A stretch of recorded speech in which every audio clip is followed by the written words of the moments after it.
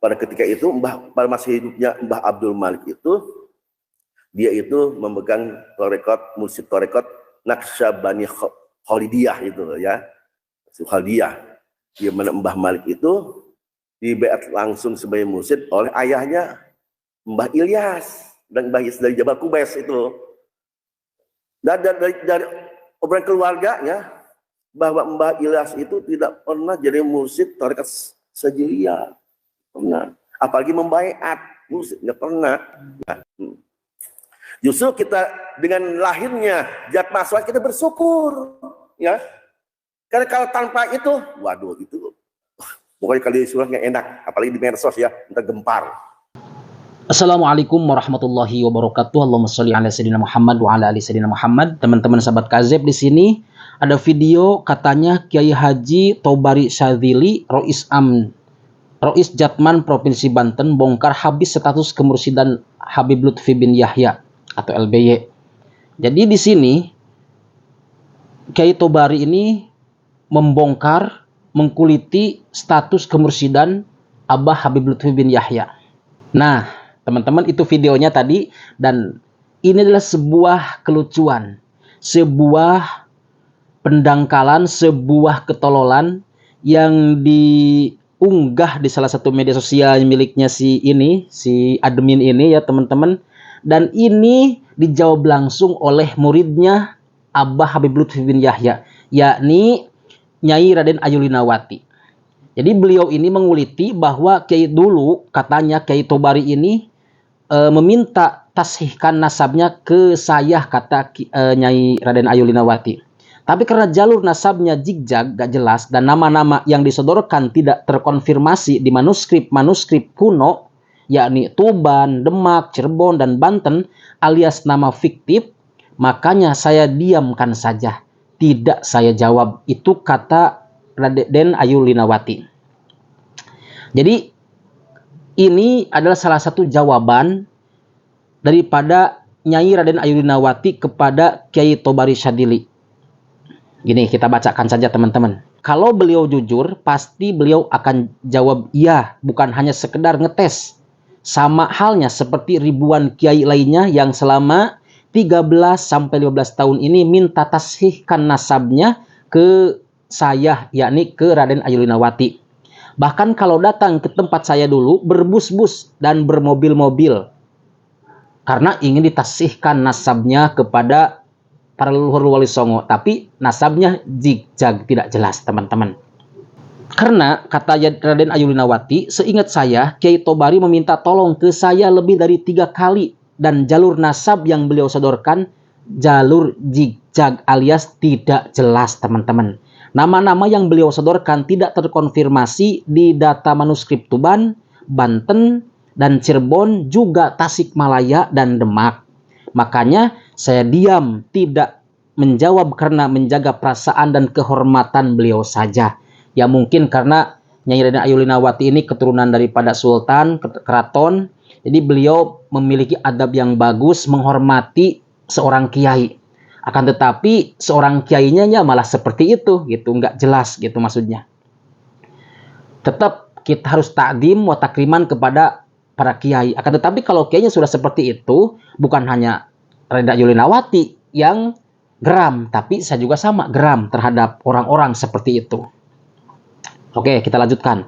Tiba-tiba sekarang Kiai Tobari meminta tolong tashihkan nasabnya ke Nur Fadil dan dapat kekancingan dan gelar. Padahal Nur Fadil selama 13 tahun minta data-data nasabnya ke saya, kata Raden Ayulinawati. Semua dan Kiai Tobari tahu itu. Artinya yang menjadi biang kerok selama ini ya Mogi Nur Fadil ini. Jadi si Mogi ini juga sama ngaku-ngaku, bahkan sudah mengubah nasab leluhur Wali Songo itu sudah 5 kali, bahkan sekarang mau sampai 6 kali loh.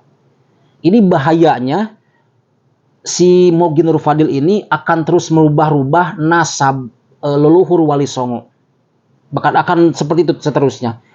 Padahal si Nur Fadil ini dulu kata Nyai Raden Ayulinawati meminta nasab manusib itu ke Raden Ayulinawati teman-teman. Oke, kita lanjutkan. Dan Kiai Tobari tahu saya memegang babon silsilah Kesultanan Cirebon panjang 6 meter dan 12 meter. Juga babon silsilah Kesultanan Banten turun-temurun. Makanya Kiai Tobari tanya ke saya 3 kali dalam 10 tahun. Bukan ngetes itu. Itu kata Nyai Rena Ayulinawati, teman-teman. Dan Kiai Haji Tobari tahu saya sangat dekat dengan Gusti Sultan Saladin Keraton Kanoman dan Mama Pangeran Maulana Cakraningrat almarhum, Mama Yayi dan ayah angkat saya sekaligus. Begitu cerita yang sebenarnya. Pokoknya kalau lewat Nur Fadil semuanya beres, bisa nyantol ke data-data yang pernah saya berikan 13 tahun lamanya. Artinya Nur Fadil ini yang ngaku-ngaku tuh bagus Banten itu mencantolkan nasab Kiai Tobari kepada leluhur yang gak jelas, yang tidak nyambung, bahkan kata Nyai Raden Ayulinawati itu zigzag, teman-teman.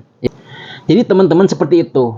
Jadi biang kerok yang merubah-rubah nasab Wali Songo itu selama ini adalah Mogi Nur Fadil. Yang Mogi Nur Fadil dulu 13 tahun ke belakang meminta nasabnya itu atau semacam manuskrip itu dan bertanya kepada Raden Ayulinawati sang pemegang manuskrip kuno. Begitu teman-teman ya. Jadi Mogi Nur Fadil ini sudah mencakupkan siapa saja. Bahkan Mogi Nur Fadil ini adalah salah satu pengurus daripada Robitoh Fatimiyah dulu. Robitoh Fatimiyah itu adalah kumpulan keturunan daripada Wali Songo. Bahkan banyak dicantol-cantolkan orang-orang yang katanya pribumi itu dicantolkan kepada siapa? Leluhur Wali Songo. Bahkan mempunyai gelar namanya Habib Azmat Khon. Ya, Azmat Khon Ba'alawi. Ini namanya Habib Azmat Khon Ba'alawi dan semuanya ada. Nanti kita akan bahas lagi tentang ini ya teman-teman, tentang Robitoh Fatimiyah. Jadi Mogi Nur Fadil ini adalah seorang yang pemfitnah, penyebar hoak yang sangat luar biasa. Kita lanjut aja teman-teman. Di data-data yang aslinya saya pegang sekarang bisa ada ribuan nama-nama orang Pasuruan dan orang-orang Madura mereka cantolkan. Aneh bin ajaib. Gara-garanya mereka mengambil fotokopi dalam lembaran-lembaran besar yang saya kasihkan ke Kiai Dahlan Pasuruan. Dan sekarang dipegang Yekmu dan dijadikan hujah meminta syahadah isbat nasab ke negeri antah berantah. Ke nasab yang nggak jelas teman-teman. Kemudian kita lanjutkan. Banyak kiai korban hoax ikut mendebarkan fitnah dan membingungkan umat. Kiai zaman sekarang lebih pantas jadi tontonan daripada tuntunan umat. Sibuk rebutan nasab sampai geger geden se-Indonesia Raya. Tapi tidak semua kiai begitu. Masih banyak yang alim, tawadu dan ahli akhirat. Ikutin saja mereka, kata Raden Ayulinawati. Ikutin kiai-kiai yang lurus, yang mementingkan akhirat, yang mengajak untuk umat untuk berusul kepada Allah Subhanahu wa taala. Jangan ikuti kiai-kiai yang hanya rebutan nasab, termasuk Kiai Tobari Syadili. Seperti itu teman-teman. Ya, kita lanjutkan.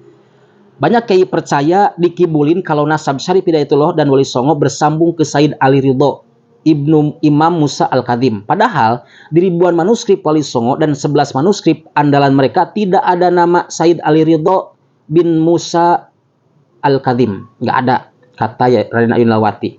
Adanya Kaja, Kalijam, Kulabang, dan lain-lain. Itu adalah leluhur mereka yang mereka cantolkan oleh si Mogi Nur Fadil ini. Jadi leluhurnya itu ada namanya Kaja, Kalijam, Kulabang. Emang ada orang Arab namanya seperti itu? Ngarang ini si Mogi Nur Fadil ini. Lanjutkan sedikit lagi teman-teman.